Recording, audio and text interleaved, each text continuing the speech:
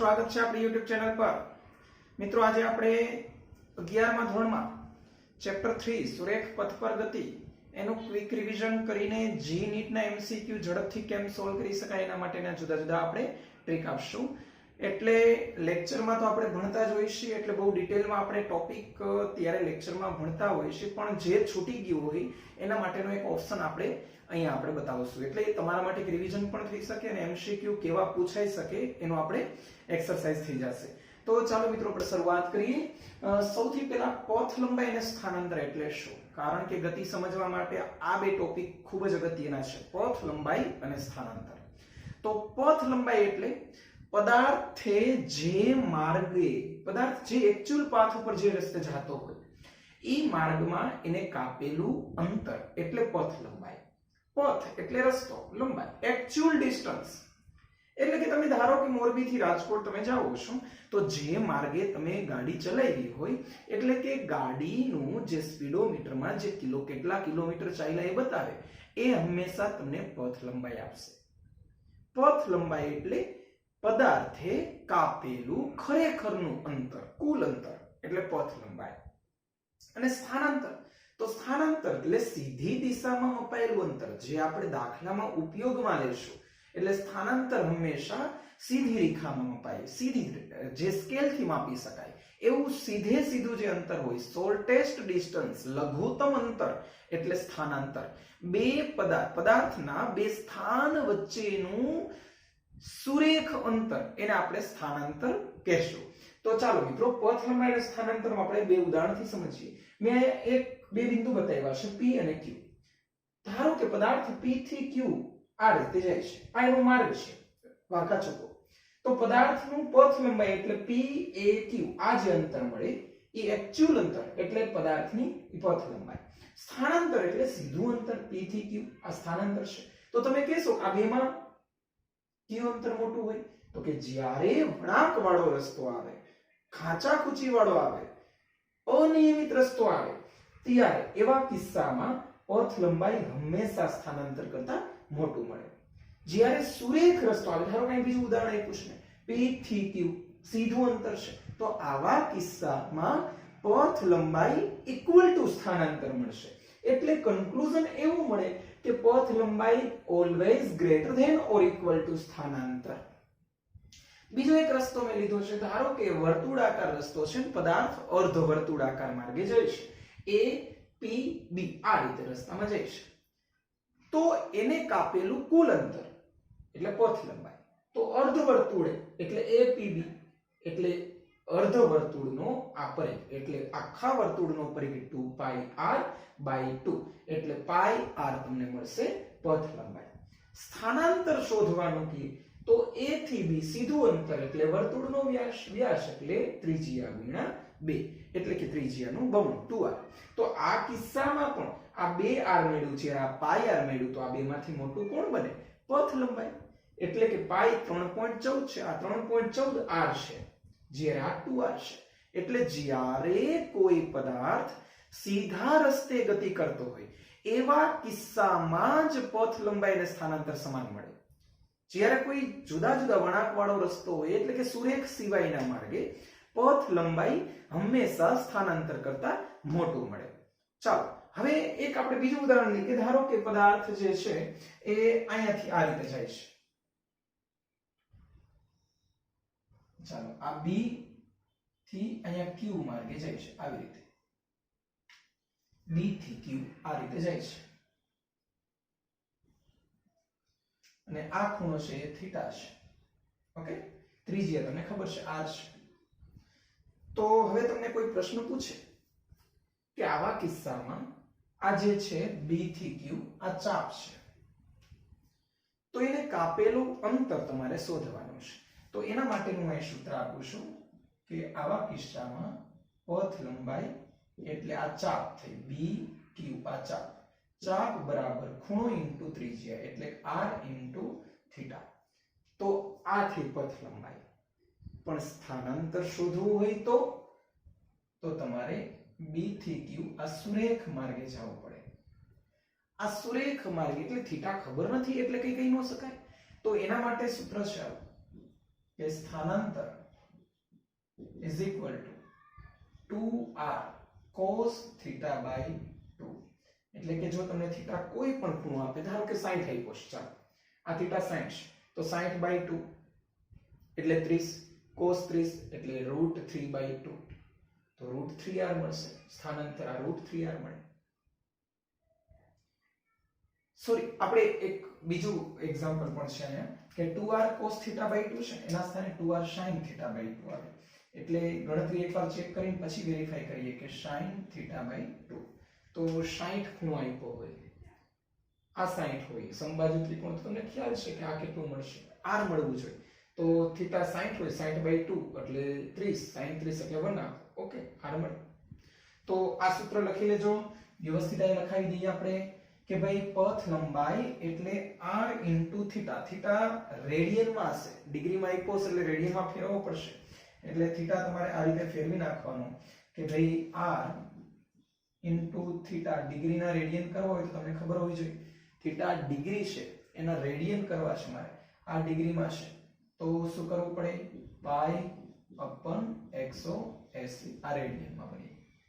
તો આ તમને પથ લંબાઈ મળ્યું. સ્થાનાંતરનું સૂત્ર 2r sin theta by 2. ચાલો અહીંયા ડિગ્રી ચાલશે. ઓકે, તો આ બે સૂત્ર છે જે તમારે યાદ રાખવાના છે એમસીક્યુ માટે. કોઈ પણ ખૂણા માટે આ સૂત્ર સાચું બનશે મિત્રો. સ્થાનાંતર 2r sin theta by 2, પથ લંબાઈ r * થીટા. થીટા મૂકો ત્યારે રેડિયનમાં કન્વર્ટ કરીને લેવા. તો આ રીતે કોઈ પણ એમસીક્યુ પથ લંબાઈ અને સ્થાનાંતરના તમને પૂછે તો આવડવા જોઈએ. ચાલો એક પ્રેક્ટિસ માટે આપણે એમસીક્યુ આપીએ છીએ. ધારો કે આ થીટા જે છે એ તમને આપ્યો છે 90 ડિગ્રી, આવી રીતે જાય છે. ચાલો આ a છે અને આ છે b, a થી b આ રીતે આ ખૂણો તમને ખબર છે 90 ડિગ્રી. તો પથ લંબાઈ અને સ્થાનાંતર બંને શોધવાનું છે. તો પથ લંબાઈ એટલે તમને ખબર હોવી જોઈએ π/2 એટલે π/2 * r, r એટલે આ અંતર, પથ લંબાઈ મળી ગઈ. ત્યાર પછી સ્થાનાંતર તો 2r, r એટલે ત્રિજ્યા આપેલી હશે, sin theta by 2 એટલે 90/2 sin 45, 1/√2 થઈ જાય, 1/√2 * 2r. તો આ રીતે ગણતરી કરી શકાય. આ પથ લંબાઈ અને સ્થાનાંતર શોધવાના મેં જુદા જુદા કેસ બતાવ્યા છે. હવે મિત્રો તમને બીજા બે ત્રણ ઉદાહરણ આપણે આપીને આ પથ લંબાઈ સ્થાનાંતરનો ટોપિક પૂરો કરશું. હવે પથ લંબાઈ અને સ્થાનાંતરમાં આવી રીતે ધારો કે આપ્યું છે. ચાલો આ એક વર્તુળ છે.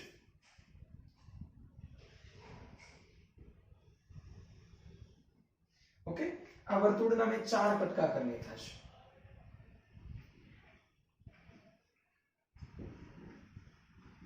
અને આપણો પ્રશ્ન એવો છે કે અહીંથી આ a છે, આ b છે, આ c છે અને આ d છે. તો આ a બિંદુથી પદાર્થ શરૂઆત કરે છે, a b c d આવી રીતે વર્તુળ માર્ગે ફરે છે. તો તમને જુદા જુદા કેસમાં પૂછે કે a થી b પથ લંબાઈ સ્થાનાંતર શોધો. તો a થી b પથ લંબાઈ એટલે તમને ખબર હોવી જોઈએ કે અહીંયાથી આ એટલે કે આ આખા વર્તુળનો a b માટે પથ લંબાઈ ગણવી હોય તો આખા વર્તુળનો ચોથો ભાગ થયો. તો સીધું આ રીતે પણ ગણી શકાય કે આખું વર્તુળ એટલે 2πr, એનો ચોથો કટકો એટલે πr/2. એક આ રીતે.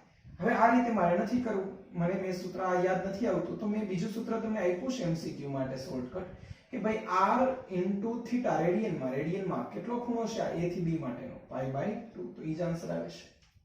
સ્થાનાંતરની વાત કરીએ તો સ્થાનાંતર ધારો કે મને આ સૂત્ર n ટાઈમ યાદ ન હોય તો સ્થાનાંતર એટલે સીધું અંતર એટલે a થી b. તો મારી પાસે આ છે r, મારી પાસે આ r છે, તો આ કર્ણ થાય તો આ √2r આન્સર જ આવવો જોઈએ. તો સ્થાનાંતર √2r થાય. આ રીતે સૂત્ર નથી કરવું મારે. ચાલો સૂત્રમાં કિંમત મૂકીએ. 2r sin theta by 2, 90/2. તો 2r sin 45 ની કિંમત 1/√2. એક √2 કેન્સલ, એક √2 આવી ગયું, √2r આન્સર આવે છે. ચાલો બંને રીતે આન્સર આવે મિત્રો. તો આ એક જ સૂત્ર તમે યાદ રાખી લો એટલે પથ લંબાઈ સ્થાનાંતરના ગમે તેટલા સમ તમને આવડશે, ગેરંટી. રેડી? તો આ પથ લંબાઈ સ્થાનાંતરનો કેસ પૂરો. હવે આપણે મિત્રો નેક્સ્ટ ટોપિક ભણીએ.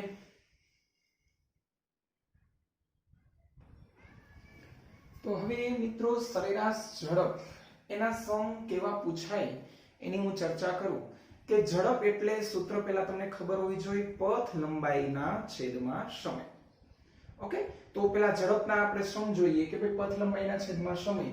મારે કુલ અંતર, ધારો કે પ્રશ્ન એવો પૂછે કે ધારો કે તમારે કાપવાના કુલ અંતરમાંથી અડધું અંતર તમે v1 ઝડપથી કાપો છો ત્યારે લાગતો સમય t1 છે, બાકીનું અડધું અંતર તમારી ઝડપ v2 છે ત્યારે લાગતો સમય t2 છે, તો તમારી સરેરાશ ઝડપ શોધો. આ એમસીક્યુ પૂછાય છે મિત્રો.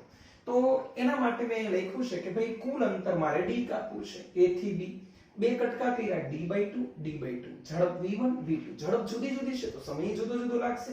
જે વધુ ઝડપે જતું હશે એમાં સમય ઓછો લાગશે, એટલે સમય t1 t2 છે. હવે પહેલા તો કુલ સમય શોધવા માટે મારે t1 ને t2 ની ગણતરી કરવી પડે. તો t1 d1, d1 એટલે d/2, ઝડપ v1 એટલે d/2v1. આ જ રીતે t2 d/2v2. ઓકે, તો હવે મારે કુલ આપણે ઝડપ શોધવાની છે. સરેરાશ ઝડપ પથ લંબાઈ. પથ લંબાઈ એટલે a થી c પ્લસ c થી b કુલ અંતર. તો કુલ અંતર તો d છે, છેદમાં t1 પ્લસ t2, d છેદમાં t1 એટલે d/2v1 plus d/2v2, d/2 common કાઢી લઈએ, 1/v1 પ્લસ 1/v2, તો d કેન્સલ આઉટ થઈ જશે. સાદુરૂપ આપીએ તો સરેરાશ ઝડપ અહીંયા છેદમાં 2 હતા એને અંશમાં લઈ લ્યો, v2 પ્લસ v1 એટલે કે v1 પ્લસ v2 છેદમાં v1 v2 ઉપર વહી ગયું એટલે v1 v2. તો આ તમારું મિત્રો સીધું સૂત્ર બની ગયું. જ્યારે અંતર સમાન હોય, એવો કેસ હોય, સમય અને ઝડપ જુદી જુદી હોય ત્યારે સરેરાશ ઝડપ શોધવાનું સૂત્ર. તો તમારે સીધું યાદ રાખવાનું છે મિત્રો પહેલા કેસમાં કે જ્યારે d1 અને d2 સમાન હોય ત્યારે સરેરાશ ઝડપ શોધવાનું સૂત્ર 2v1 v2 છેદમાં v1 પ્લસ v2. આવા સૂત્ર યાદ રાખવા બહુ જ અગત્યના છે. હવે મિત્રો હું જુદો પ્રશ્ન સમજાવું છું તમને કે બીજા કેસમાં હું તમને આ રીતે આપું મિત્રો કે બીજો કેસ, કે બીજા કેસમાં આપણે આવું બતાવીએ કે ભાઈ તમારે કાપવાનું જે કુલ અંતર છે એમાં સમય સરખો આપવું, એટલે કે એક સરખા સમયગાળામાં. ધારો કે આ સમય t છે, આ સમય t છે, પણ અંતર જે છે એ જુદા જુદા છે. આ d1 છે અને આ અંતર d2 છે. અહીંયા ઝડપ v1 છે, અહીંયા ઝડપ v2 છે. સરખા સમયગાળામાં જુદી જુદી ઝડપે જુદું જુદું અંતર કાપે છે. તો ફરીથી આપણો પ્રશ્ન સ્ટાર્ટ કરીએ કે સરેરાશ ઝડપ પથ લંબાઈ. પથ લંબાઈ એટલે કુલ પથ લંબાઈ d1 પ્લસ d2 છેદમાં કુલ સમય t1 પ્લસ t2. સમય સરખો છે એટલે t પ્લસ t નીચે થઈ ગયું 2t. d1 એટલે v1t plus v2t. t common કાઢીને કેન્સલ કરી નાખીએ તો તમારું સૂત્ર બની ગયું સરેરાશ ઝડપ માટે v1 પ્લસ v2/2. આ સૂત્ર ક્યારે લેવું ખાસ યાદ રાખજો. સમય સરખો હોય તો બેનો સરવાળો બાય 2, 3 હોય તો v1 plus v2 plus v3/3. આવા n હોય તો વ્યાપક સૂત્ર આપણે યાદ રાખીએ v1 plus v2 plus v3 plus up to vn by n. તો આ સૂત્ર યાદ રાખી લ્યો. બહુ જ સહેલું છે મિત્રો, કંઈ નથી. MCQ ફટાફટ સોલ્વ થઈ જશે આનાથી. અહીંયા હું જેટલું કરાવું એના સિવાયનું તમારે કંઈ કરવાનું નથી. આજના લેક્ચરમાં હું તમને માત્ર ને માત્ર 3 ટોપિક ભણાવવાનો છું: પથ લંબાઈ, સ્થાનાંતર અને સરેરાશ ઝડપ. નેક્સ્ટ ટોપિકમાં આપણે આવા જ MCQ સોલ્વ કરવા માટેનો પ્રયત્ન કરશું.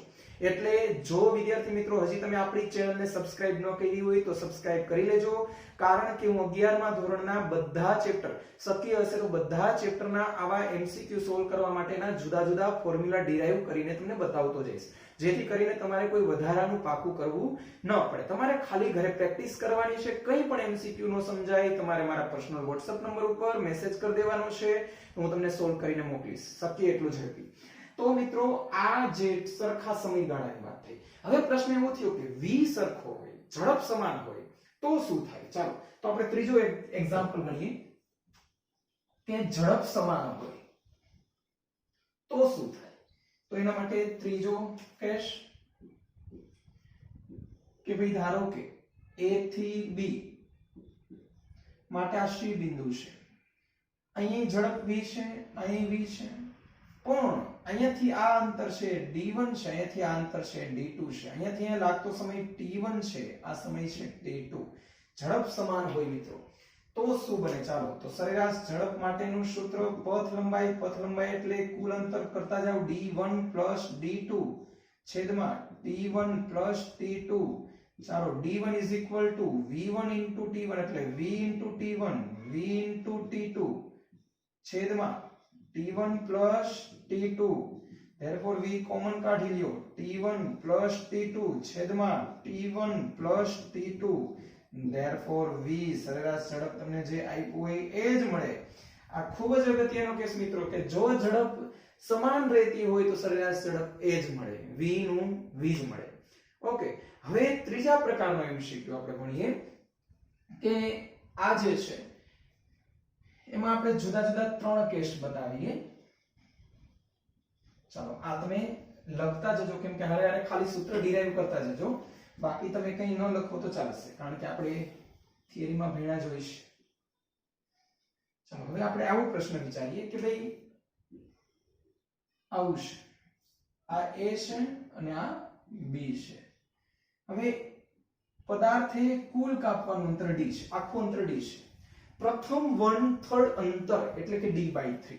ચાલો આ a અહીંયા p લખીએ, આ d/3 અંતર, ત્યારે એની ઝડપ v1 છે. ત્યાર પછીનું જે d/3 અંતર છે એ કાપવા દરમિયાન એની ઝડપ v2 છે, અને પછીનું d/3 અંતર દરમિયાન એની ઝડપ b અહીંયા લઈ લઈએ એટલે અંતર બધા એક સરખા જેવું લાગે તમને. તો પછીનું d/3 અંતર દરમિયાન એની ઝડપ v3 છે. સમય તો ઓબવિયસ છે, જુદો જુદો લાગશે, t1 t2 t3. તો ચાલો આપણે શરૂઆત કરીએ. તો પેલા t1 d1 upon v1, t2 d2 upon v2, t3 d3 upon v3. હવે મિત્રો હમણાં જે વાત કરી એમ સરેરાશ ઝડપનું સૂત્ર કુલ અંતર d ના d, t1 t2 t3 dm d/3 common કાઢીએ તો 1/v1 1/v2 1/v3. d cancel થઈ જશે. ચાલો 3 ઉપર વહી ગયા, હાલો લસા લઈએ તો v1 છે નીચે એટલે v2 v3 v3 v1 v1 v2 છેદમાં v1 v2 v3. આ સરેરાશ ઝડપ શોધવાનું તમને સૂત્ર મળ્યું. તો મિત્રો આ જે છે હું વ્યાપક સૂત્રમાં અહીં લખાવી દઉં કે જ્યારે તમને એમ કે ત્રીજા ભાગનું તો અહીં 3 આવ્યું, એમ કે ચોથા ભાગનું તો અહીં 4 આવશે, n માં ભાગનું કે તો મિત્રો અહીં સૂત્ર આમ યાદ રાખો, n v1 v2 v3 up to vn બધાનો ગુણાકાર, નીચે બે બેની જોડ v1 v2 v2 v3 up to dash dash vn -1 vn. આ રીતે મિત્રો સૂત્ર યાદ રાખવું પડશે તમારે. ગમે તે તમને પ્રશ્ન પૂછે મિત્રો તો બધાના શોર્ટકટ છે આપણી પાસે. તો તમારે આ જોઈ લેવું કે ભાઈ જુદા જુદા કેટલાનો ભાગ કર્યો હમણાં જ આપણે આના જેવો જે પ્રશ્ન જોયો તો અહીંયા 2 બે સરખા ભાગ કર્યા હતા d/2 તો 2v1 v2 છેદમાં સૂત્ર આવ્યું હતું તો 2v1 v2 છેદમાં v1 v2 એવું કંઈક આવ્યું હતું સૂત્ર પણ આ જે છે મિત્રો કે t1 t2 આ રીતે બધા સૂત્ર છે v1 v2 3 લસા નીકળો એટલે v2 v3 v3 v1 v1 v2 છેદમાં v1 v2 v3 અંશમાં જતા રહીએ એટલે આ સૂત્ર તમને કામ લાગશે d/3 માટેનું સૂત્ર છે ઓકે તો આ રીતના જુદા જુદા MCQ પૂછાય સરેરાશ ઝડપ શોધવા માટેના તો તમને ખબર હોવી જોઈએ તો હજી મિત્રો આપણે નેક્સ્ટ લેક્ચરમાં આવા જ MCQ માટે એક વિડિયો લઈને આપણે આવશું ત્યાં સુધી મિત્રો આ વિડિયો જોઈ લ્યો આના MCQ સોલ્વ કરો સરેરાશ ઝડપનો લગભગ 60% ટોપિકના MCQ આવા જ હશે સોલ્વ કરીએ એટલે ખબર પડશે અને ફરી પાછા હજી આ ટોપિકને આગળ વધારશું નેક્સ્ટ વિડિયોમાં ત્યાં સુધી મિત્રો ઘરે રહો સુરક્ષિત રહો થેન્ક યુ ચેનલ સબસ્ક્રાઇબ કરવાનું ભૂલશો નહીં એટલે ફરીથી આવા નવા વિડિયો તમને મળતા રહીએ અને વિડિયો કેવો લાગ્યો એ કમેન્ટ બોક્સમાં મને કમેન્ટ કરીને જણાવશો તો વધુ ગમશે ત્યાં સુધી બાય બાય